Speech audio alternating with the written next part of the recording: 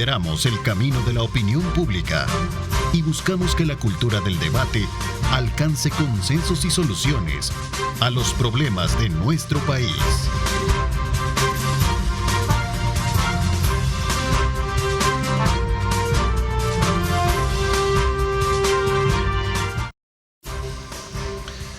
¿Qué tal? Muy buenos días, El Salvador. ¿Cómo están? Gracias por continuar con nuestra programación, con la franja de la mañana, que desde muy tempranas horas del día, nuestros colegas periodistas están listos para llevarles a ustedes la información nacional e internacional. Bienvenidos a esta hora. Vamos de inmediato a hacer análisis pertinentes de temas de país. Y este día vamos a conocer en detalle los alcances que ha tenido una investigación relacionada con la valoración del aprovechamiento y protección de los recursos naturales en Centroamérica. Un documento que arroja importante información y también recomendaciones para cómo tratar los recursos naturales en la región. Parte de la temática de lo que vamos a tener este día. A continuación, el siguiente informe.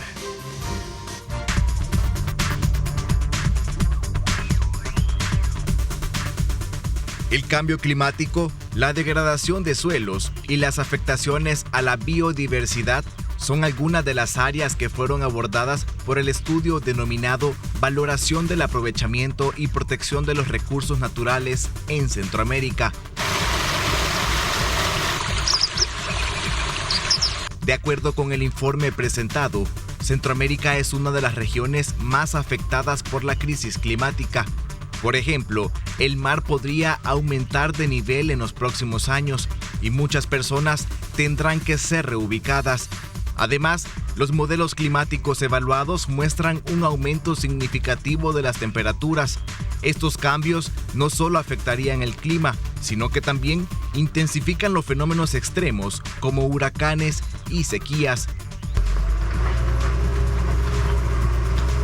La pérdida de hábitats y la fragmentación de ecosistemas también están llevando a la biodiversidad centroamericana al borde del colapso, poniendo en riesgo a 800 especies de animales en la región. Por otro lado, el estudio plantea la disponibilidad de agua en la región, que cada vez es más limitada, y el 30% de la población, equivalente a 18 millones de personas, no tienen acceso a saneamiento adecuado del recurso hídrico. Estos y otros temas serán analizados en el programa de Diálogo 21, conducido por Ernesto López. Reportó Jonathan Cortés.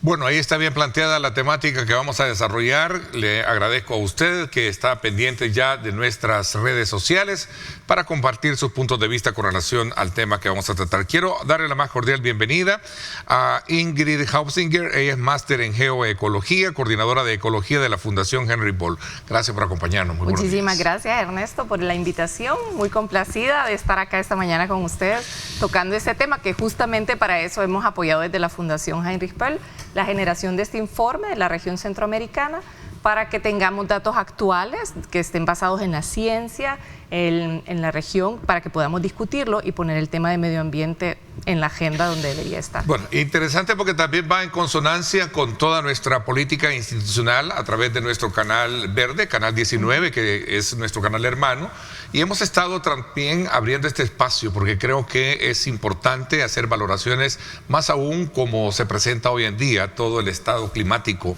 especialmente del mundo y particularmente de la región. ¿Qué arroja este informe? Cuéntanos un poquito, ¿cómo nace la idea de hacer un informe general en donde se haga, digamos, una valoración de ese aprovechamiento y protección que deben de tener los recursos naturales en la región como tal?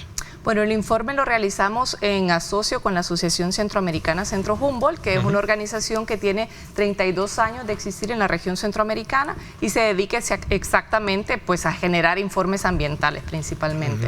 Ante la falta de datos que nos encontramos muchas veces desde sociedad civil para orientar también a tomadores de decisiones en sus acciones o en enrumbar, digamos, nuestra sociedad a una sociedad más sostenible, vimos que era necesario hacer un esfuerzo de tratar de encontrar toda la información que se tenía y generar también información nueva para la región centroamericana que nos ayudara a entender más en la profunda crisis climática y ambiental en la que nos encontramos. El informe son 9 capítulos, iniciamos con el cambio climático y, por ejemplo, solo con el tema de cambio climático, lo que se hizo fue que se hizo una valoración de los 23 modelos actuales que se utilizan a nivel global para simular el clima y ver cuáles son las predicciones de los próximos años, pero que la mayoría de estos modelos tienen una dimensión o un rasta de 250 kilómetros cuadrados. Entonces nosotros redujimos a 4.5 kilómetros la escala para tener mayor precisión sobre las afectaciones que se van a tener en la región centroamericana.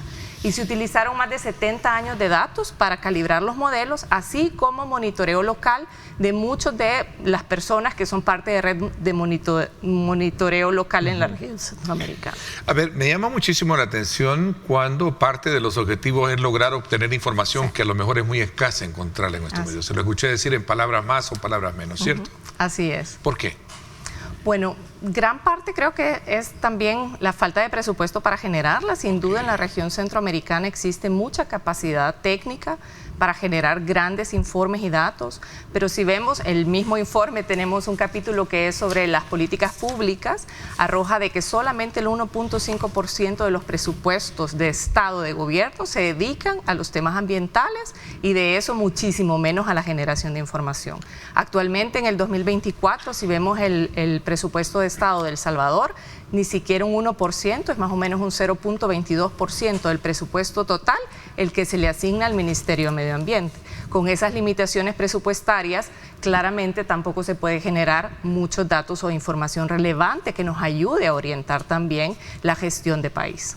A ver, en una escala del 1 al 10, ¿será que pensé yo que habíamos avanzado en esta materia? Es decir, en alcanzar un nivel de conciencia que nos permita, digamos, apostarle a través de una política pública, fortaleciendo el tema de presupuesto, teniendo políticas públicas que sean un poquito más certeras para cuidar de nuestro medio ambiente en los últimos años. ¿Ha habido, este informe arroja esa, digamos, esa calificación de decir si hemos subido, nos hemos mantenido o vamos en detrimento? En el estado de los ecosistemas claramente vamos en detrimento.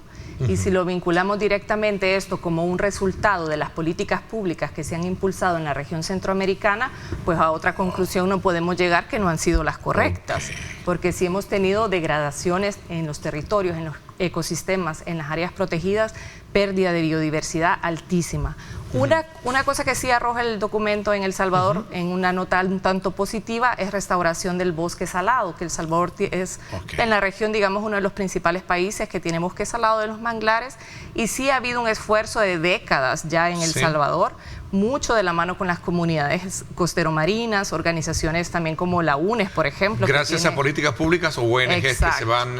que han tenido toda la parte de restauración de manglares. Porque he visto muchas ONG que trabajan muchísimo en esas Vivero áreas. de manglares, restauración y protección de manglares. Ahí sí documentamos desde el 2015 hasta ahora un incremento del 4% en las zonas principales. Pasamos esa nota entonces. En esa nota, en esa área, que es una muestra de cómo políticas públicas adecuadas con el trabajo local y las organizaciones también de la sociedad civil pueden de verdad tener un resultado positivo. A ver, pero en términos concretos, Centroamérica sí muestra, según este informe, porque tuve la oportunidad de leer parte de la síntesis y sí veo que hay un déficit en muchas áreas a la hora de hacer la indagación o la valoración de todos los recursos, llámese agua, llámese bosque, llámese aspectos que tienen que ver con todo el ecosistema, ¿no? Sí.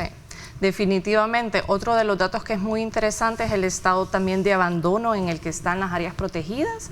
Si bien hay bastantes áreas protegidas en la región, El Salvador es el país que menos tiene, solo el 9% del territorio está dentro de áreas protegidas. No tenemos territorio, no mucho como nosotros. Bueno, ¿no? Pero creo que eso es más un tema como de prioridad. Guatemala, por ejemplo, tiene casi el 30%.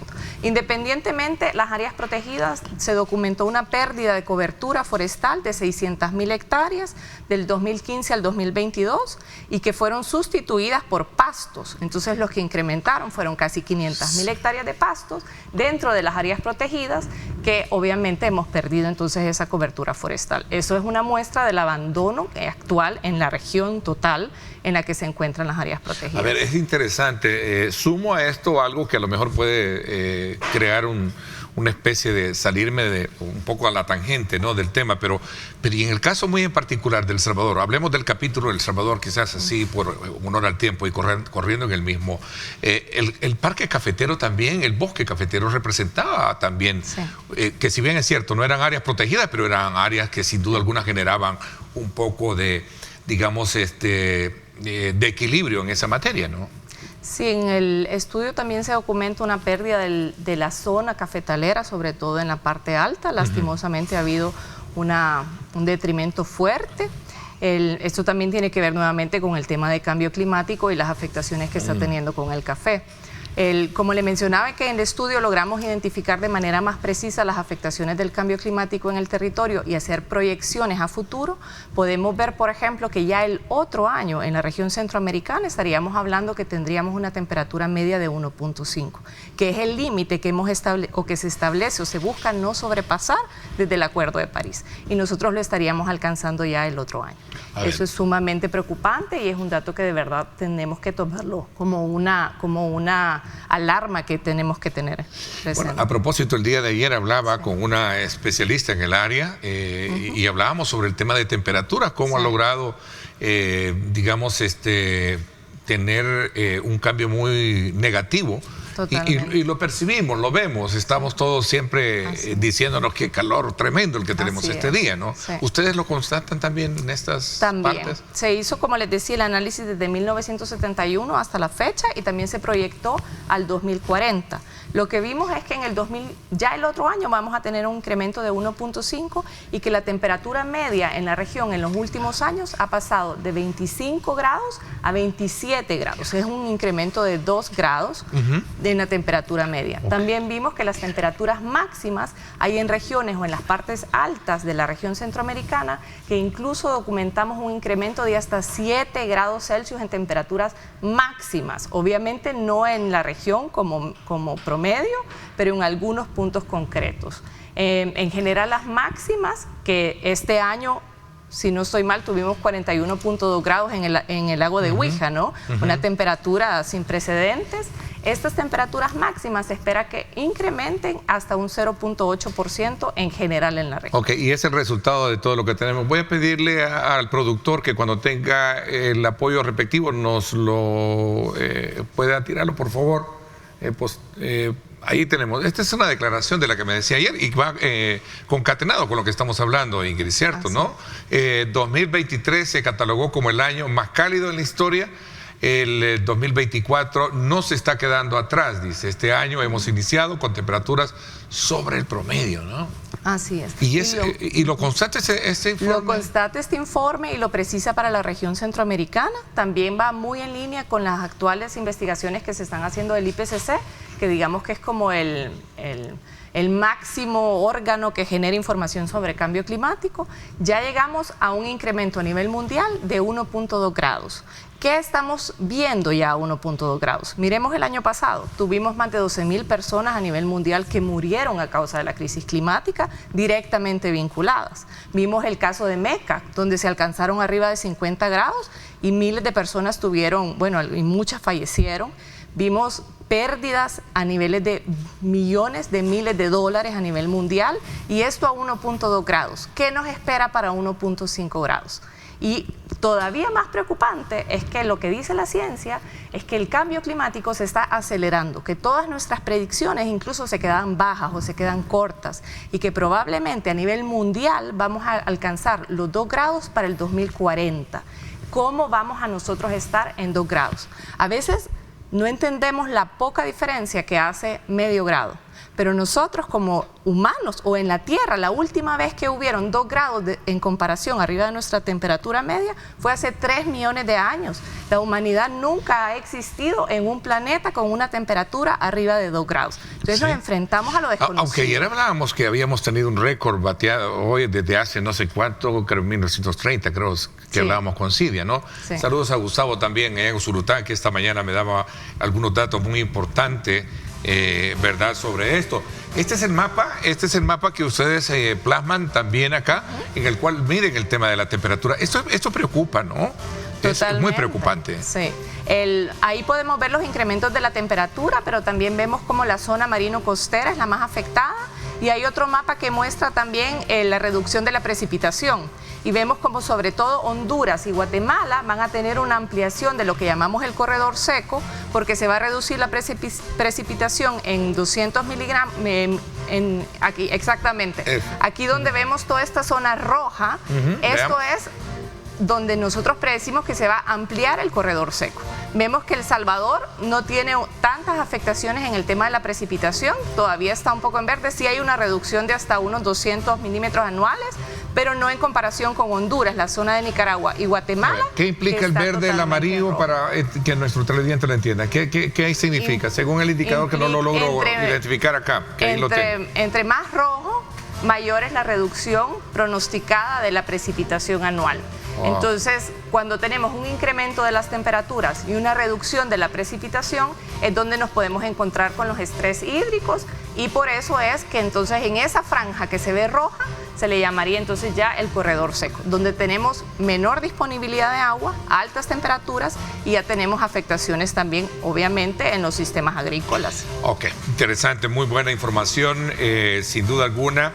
Que cumple las expectativas de lo que acá en Megavisión hemos logrado establecer, elevando a conciencia a través de nuestra programación, a través de la designación de nuestro hermano canal 19, como un canal verde. El poder tener esta información y poder elevar a la conciencia sobre la necesidad de establecer y nuevos métodos para cambiar esto. El agua, hablemos del agua cuando regresemos. ¿Qué dice el informe al respecto? Voy a una pausa, 7:17. Gracias por estar con nosotros.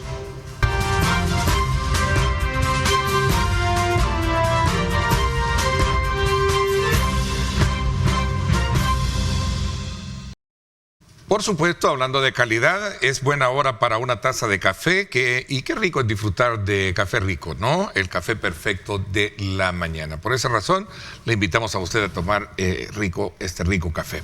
Continuamos conociendo este informe general sobre una valoración del aprovechamiento y protección de los recursos naturales en Centroamérica, que estamos a través de la coordinadora de ecología de la Fundación Henry Ball, Ingrid Hausinger, conociendo.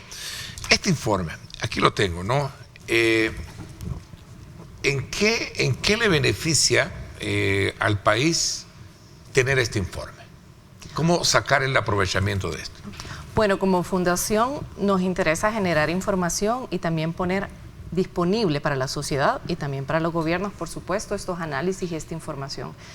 ¿En qué ayuda? En que si tenemos información podemos tomar mejores decisiones, reorientar procesos o políticas que se estuvieran teniendo, como por ejemplo el tema que les mencionaba de las áreas protegidas. Si sabemos que las áreas protegidas están siendo invadidas por el tema de los pastos, que es para el cultivo de ganado principalmente, y también una parte por la caña, ¿qué se está haciendo como política pública nacional para proteger las áreas protegidas de verdad de esta amenaza concreta que se ha vuelto el incremento de las áreas de los pastos?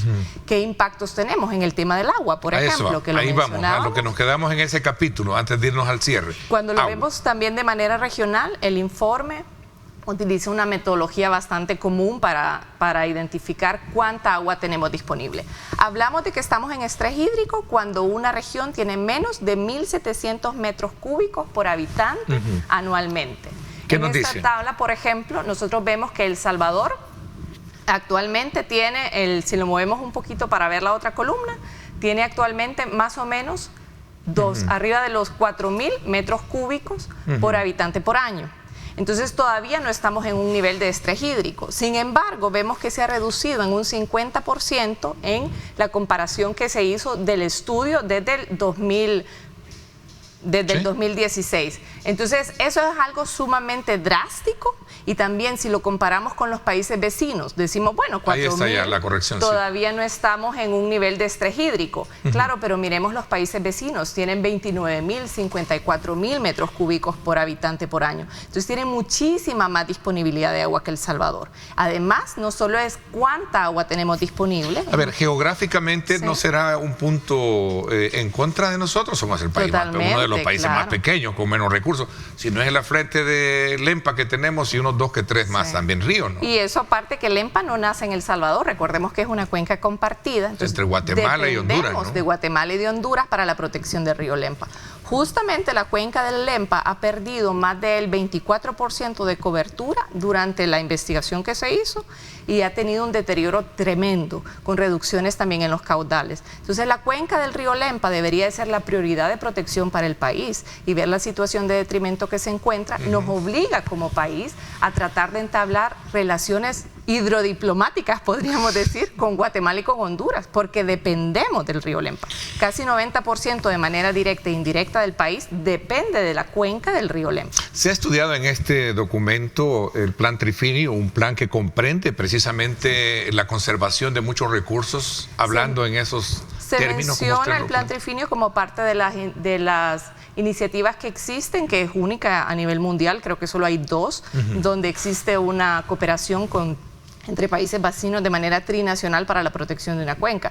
Sin embargo, recordemos que el Plan Trifinio solamente protege la cuenca alta del río Lempa, no protege toda la cuenca del río Lempa. Entonces sí tenemos que tener la necesidad de contar con un marco legal especial para la protección del río Lempa. Hay actualmente una iniciativa de sociedad civil, de una red que se llama Red por el Rescate del Río Lempa, que justamente está trabajando, entiendo un poco también de la mano del Plan Trifinio, para impulsar una ley especial de protección del río Lempa, que es sumamente necesaria y urgente. ¿Es entendible entonces o comprensible que todos estos indicadores que muestran es por esa razón que tenemos o esa escasez de agua o esa agua contaminada que no podemos usar? Es ambas cosas. Tenemos en El Salvador, según el mismo Ministerio de Medio Ambiente, en todo el monitoreo que ha hecho de los ríos en los últimos 20 años, no hemos tenido ningún río que ha tenido una calidad superior de agua, digamos. Entonces la calidad del agua es sumamente mala en el país y tenemos que empezar a actuar de manera muy concentrada, orientada y en procesos estructurados para lograr rescatar los ríos del país. Uno de los indicadores que podemos vincular a la mala calidad del agua, por ejemplo, es el tema de insuficiencia renal. El Salvador es el país que tiene los índices, junto con Japón, por un tema también de agrotóxicos, más altos a nivel mundial de insuficiencia renal. Por ejemplo, las muertes vinculadas a insuficiencia renal a nivel mundial es de 1.5% del total de las muertes. En El Salvador es de 10%. Y si vemos, o sea, es 10 veces más que el promedio mundial. Y si vemos específicamente hombres en la zona costera, es de 23%. El Salvador es el segundo país en el mundo con más gente que está recibiendo tratamiento de diálisis. O sea, hasta hay un nombre para explicar la situación de insuficiencia renal en El Salvador, porque no está vinculada a las enfermedades que se relacionan normalmente como hipertensión, diabetes, sobrepeso, etc. Entonces, este es un indicador que lo podemos vincular con la situación claramente de la emergencia ambiental que tenemos. O sea, todo esto, digamos, si lo metemos en una caja, es emergencia ambiental como tal. Es una emergencia, estamos ante una crisis global, pero también local. Que ya nos afecta. No podemos seguir diciendo que el cambio climático, que el deterioro ambiental nos va a afectar a un futuro y las futuras generaciones. Sí, sí lo va a hacer, pero ya lo estamos viviendo, ya estamos teniendo esas afectaciones. Analiza este informe el tema relacionado con el agravio que se comete cuando se contamina, el tema de nuestra agua, los ríos, y si en algún momento, digamos, esa figura jurídica es demasiado endeble para poder, de alguna manera, sentar precedente contra todo aquel que contamine. Bueno, el informe analiza los presupuestos de nación en temas de las instancias que son las referentes. También habla sobre los principales contaminantes de la región centroamericana, pero de ahí no entra tanto en profundidad con algunos contaminantes como por ejemplo el plástico, que aquí tengo la botellita a la par, pero los plásticos de un solo uso, esta botella se va a tardar 500 años en deshacerse, aparte que está hecha de petróleo, este plástico que también contribuye a la crisis climática.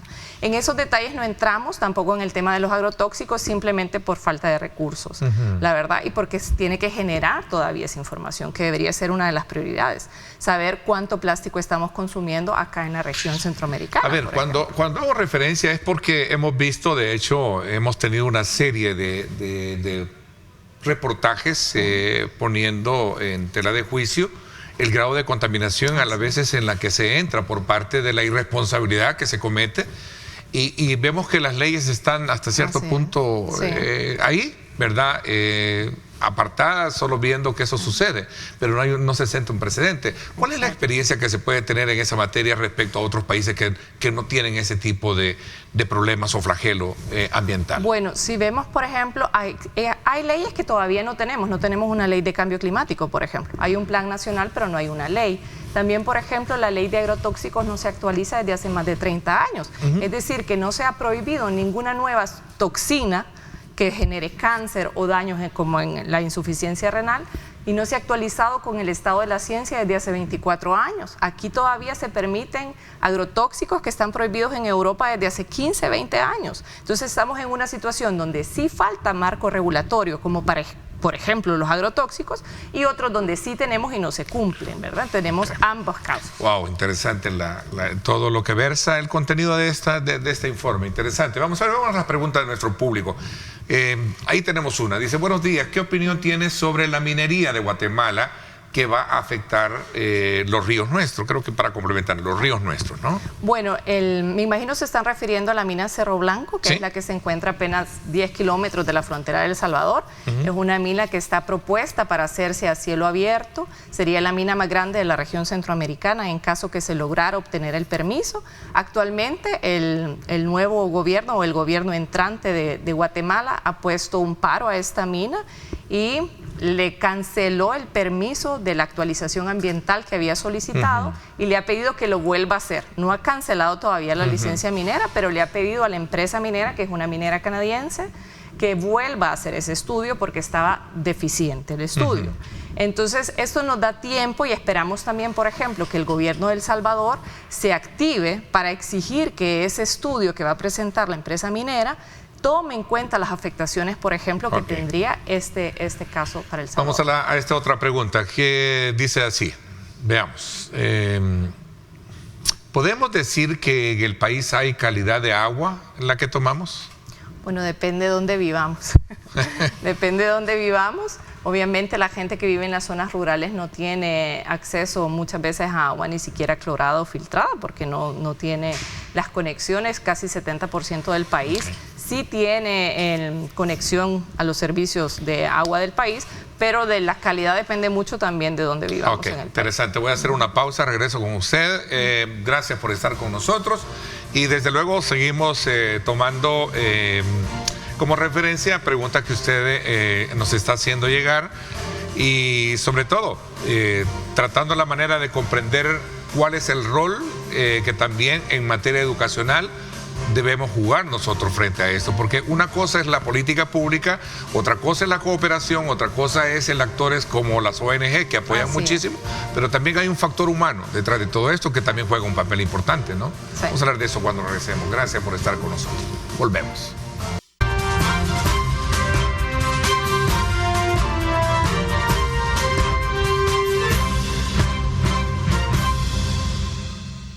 Bueno, gracias nuevamente por estar con nosotros. Continuamos conversando con Ingrid Hafsinger, ella es coordinadora de ecología de la Fundación Henry Boll. Esta mañana tenemos más preguntas ahí que queremos aprovechar, que nuestro público nos la está haciendo. La siguiente dice, buenos días, ¿la calidad de agua que tomamos está garantizada? Pues ahí nuevamente depende de la zona donde se habita en el país. Esa es una pregunta que ANDA tendría que tener siempre esta información de manera accesible y transparente. Garantizada no está ni la calidad ni el acceso al agua. Depende mucho de las decisiones que tomemos como país y como sociedad que de verdad logremos yo recuerdo mantener. yo recuerdo que hace 2 años, perdón, hace 2 gobiernos, no recuerdo qué administración fue, donde se nos invitó a tomar agua del chorro. Del chorro, como decimos a buen salvadoreño, ¿no? Sí, sí.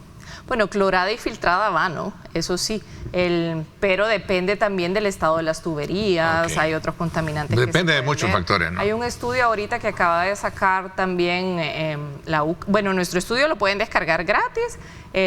La Universidad de la UCA también, donde muestra de que encontraron toxinas, encontraron hormonas en el agua también donde tomamos.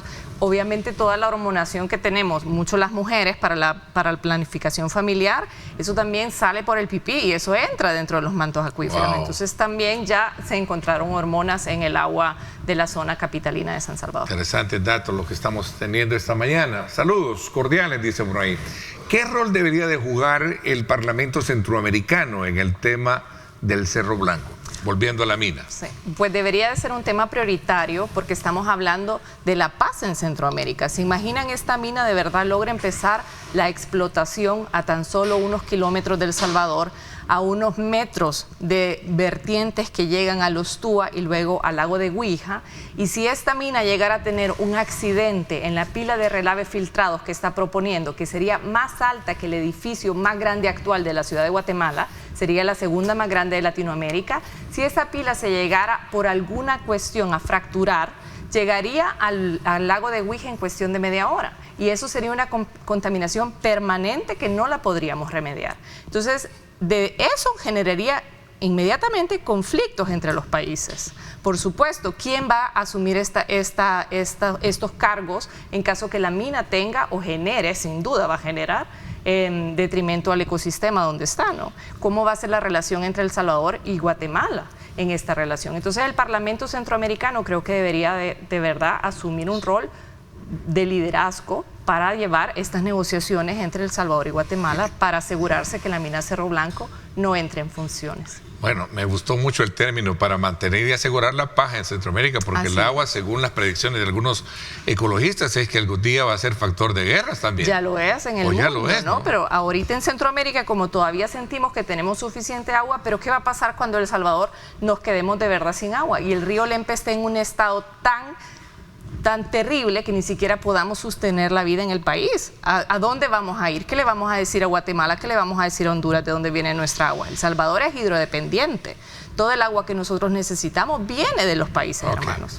Ok, vamos a esta otra pregunta. Buenos días, Ernesto. El río Lempa, nuestra principal fuente de abastecimiento, pero con un 90% contaminado. ¿Qué hacer? Sí. Bueno, la gran parte de la contaminación, por un lado, son los agrotóxicos, como ya mencionaba, pero también son las aguas hervidas. Según otro estudio también, que ese dato no está en nuestro estudio, pero solamente se trata 5% de las aguas negras en el país. Entonces el 95% de las aguas hervidas van directamente a los ríos, entre ellos el río Lempa, por supuesto. Entonces esa debería ser una de las prioridades que también como país deberíamos de tener. Ok, tenemos una pregunta última y concluimos nuestra interesante conversación este día sobre este informe. Dice, buenos días, ¿hay recomendaciones al gobierno en ese estudio para formular políticas públicas? Hay recomendaciones generales, pero por supuesto que lo que presentamos o tratamos de dar son la evidencia de los datos, tratar de encontrar las relaciones para orientarlo, y claro que una de las principales recomendaciones es incrementar el presupuesto de nación, poner el tema de medio ambiente en la agenda, dejar de verlo como algo aislado, entender que el tema ambiental es un tema político, económico y social que impacta la vida diaria de todos y todas nosotros y que debería de ser, por lo tanto, una prioridad urgente a nivel nacional. Okay. Ingrid, me quedo con el sabor a seguir conociendo más de este informe, pero vamos a tener tiempo por delante, si Dios lo permite, para seguir hablando. Gracias por habernos acompañado. Mucho gusto, gracias por la invitación. Gracias y felicitaciones por este informe. Vamos a la pausa. Cuando regresemos, ¿qué son los implantes cocleares? Bueno, lo vamos a conocer cuando regresemos.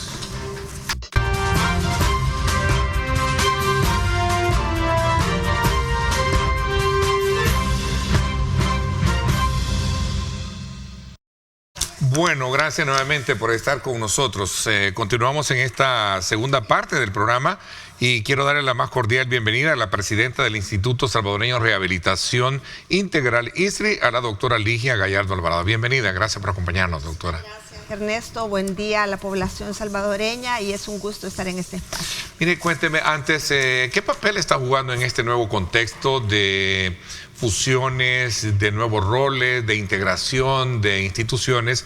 ¿Qué papel está jugando el ISRI actualmente en todo este nuevo escenario? Sí, decirte, y es importante que la población salvadoreña conozca que el ISRI es la institución especializada en temas de rehabilitación a toda la población. Somos parte del Sistema Integrado de Salud, miembro del Ministerio de Salud, y esta vez desde esta administración estamos trabajando en coordinación con el Sistema Integrado, muy de la mano con el rector, muy de la mano con el despacho de la primera dama, con su equipo de bienestar social. Así que estamos haciendo un trabajo en equipo, el cual es tiene mejores resultados, obviamente, para la población que tenemos a nuestro servicio. Bueno, tengo acá un dato en particular en la cual se están haciendo trabajos en función de poder apoyar todo el tema de auditivo, de tamizajes, etcétera. Y se habla muchísimo del implante coclear. Cuéntenos un poquito, ¿en qué consiste esto? Sí, bueno, primeramente comentarte que el ISRI atiende en uno de sus centros este tema de pérdidas auditivas. O sea, realmente es una de nuestras líneas de tantas atenciones que tiene de trabajo, atenciones, ¿no?, que tenemos de trabajo. Esta es una en particular, pero al cual el despacho de la primera dama le ha dado mucha relevancia, y por ende cada año estamos haciendo más número de jornadas de colocación de implantes cocleares. Obviamente es una tecnología de avanzada que tiene sus criterios de inclusión las personas para poder accesar a una colocación de un implante coclear. Obviamente el implante coclear es para deficiencias auditivas profundas, y donde tiene que el paciente tener ciertas características previas, ¿verdad? Ya nos hemos encontrado en que decimos es un candidato a implante coclear, pero resulta que en los estudios de nuestros equipos especializados o estudios de imagen, el paciente ya no aplica porque falta el nervio auditivo, y nos encontramos con otros factores de riesgo en donde el implante coclear ya no va a tener los resultados que nosotros esperamos. Ahora, estamos hablando de una población, digamos, de atención y que puede ser fácilmente identificable, porque yo leía previamente un poco la preparación para esta conversación con usted, que en el país sí tenemos un problema fuerte de afectación auditivo, por muchas razones. Hablamos de factores que van sobre el comportamiento mismo de la persona. No es extraño, y voy a sumar un elemento, y no me dejarán mentir muchos que somos padres de familia. Nuestros hijos desde muy pequeños ya andamos con audífonos, ¿no? O sea, no estoy diciendo que, pero un grado de afectación podrá tener esto, ¿no? Claro. Realmente el informe mundial de la salud, específicamente en el informe mundial sobre la audición, o sea, dicta unas medidas de prevención en salud pública para los países en general. Y una de ellas es lo que tú mencionas, el tema del uso racional de los dispositivos de audio y la reducción del sonido, ¿verdad? Enfermedades prevenibles como las otitis y que deben ser tratadas a tiempo. Obviamente empoderar a la comunidad y que la gente participe del cuidado de su oído, ¿verdad? Obviamente un chequeo auditivo a lo largo de la vida. Nos olvidamos, así como tenemos otros controles, tenemos que tener un chequeo de nuestro sentido del oído. Obviamente el acceso a las tecnologías nos va ayudando a tener mejores resultados, y obviamente el plan de rehabilitación, en donde nosotros como ISRI, en nuestro centro de audición y lenguaje, que es nuestro centro especializado en este tema, tenemos un equipo del cual me siento muy orgullosa, un equipo de expertos en donde se le hace todo, la pesquisa, la evaluación, los tamizajes, la evaluación oportuna. La primera dama está comprometida en que hagamos un tamizaje universal a todos los niños recién nacidos, ya no solo los de alto riesgo, sino que también a todos. Entonces eso nos va a permitir obviamente tener una identificación precoz y poder empezar un proceso de identificación y cuál es el tratamiento oportuno que va a necesitar ese niño o niña, ¿verdad? No solo hay implantes cocleares, todo depende del nivel de pérdida auditiva que tiene el niño o la niña, ¿verdad? Y en ese sentido vamos a ir nosotros identificando qué tratamiento le vamos a brindar. Es interesante ver que este es parte de una nueva tecnología, es decir, de uso que se está poniendo al servicio de la población de nuestros niños, ¿no? Tengo acá una imagen. El implante coclear tiene un costo y una inversión, ¿no? Para el gobierno. El implante coclear es una tecnología, como te decía, un dispositivo electrónico que lleva una parte que amerita una colocación de un estimulador a nivel de un acto quirúrgico, y un transmisor, el cual se coloca ya después cuando ya el niño ha pasado su posquirúrgico y toda su cicatriz ya está sana. Realmente el implante coclear unitariamente anda por los $25,000 a $35,000 cada uno. Obviamente ese solo es el puro aparato. El aparato. Pero claro, toda la logística que tú te imaginarás. Antes a ese niño se le han hecho todos los estudios pertinentes para poder llegar. Eso es bien interesante. Volví a preguntar quiénes califican para ello. Exacto. Entonces, como te decía, la pérdida auditiva tiene que ser un niño con una sordera o un adulto con una sordera profunda, ¿sí? Pero nosotros estamos avanzando en que tenemos que implantar en los niños menores de 3 años, ¿sí? Porque tenemos mejores resultados en su proceso de rehabilitación, para su lenguaje, para su inserción al nivel educativo. Entonces, lo ideal es menores de 3 años con pérdidas auditivas profundas, ¿sí? Profundas. ¿Solo es para niños esta tecnología? No, se le puede colocar a adultos, pero con un nivel donde ellos ya han adquirido el lenguaje, ¿sí?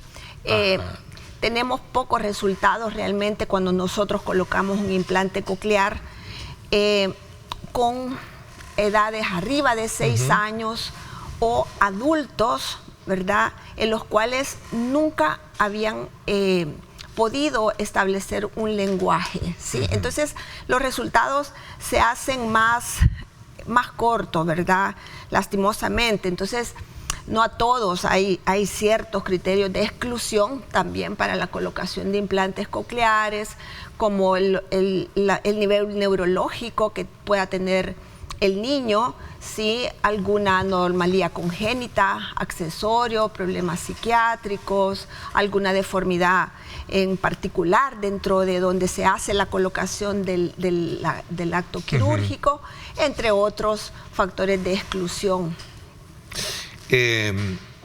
¿Este es una especie de prueba piloto o es ya un programa que va a estar disponible? Porque sé que muchas familias seguramente nos están observando, viendo el programa y estarán preguntándose, bueno, ¿podría yo calificar para esto o qué necesito para esto? Claro, sí, realmente esto es un programa permanente desde el gobierno del presidente Bukele. Estamos trabajando y vamos incrementando el nivel de atención para nuestra población, ya sea niños o adultos. Obviamente, como te decía, los aparatos auditivos se determina previo evaluación por nuestro equipo especializado qué nivel de audición tiene, si es leve, moderada, ¿sí?, o severa, y qué tipo de aparato auditivo o tecnología de apoyo es la que se le va a indicar.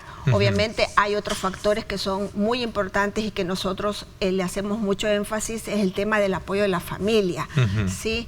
Porque como tú pusiste la imagen, el aparato externo requiere un cuidado, requiere un compromiso de la familia, del padre o del cuidador en el cuidado, en la colocación de su uso, porque muchas veces nosotros se lo colocamos, llega a los seguimientos. Sí, el niño no se puede bañar, no se puede mojar. Claro, se lo quita y se lo pone. Se quita y se pone, ¿no? Exacto. Entonces, pero muchas veces hay pacientes, padres que nos comentan que dicen, no, yo no se lo pongo para que no se me vaya a arruinar.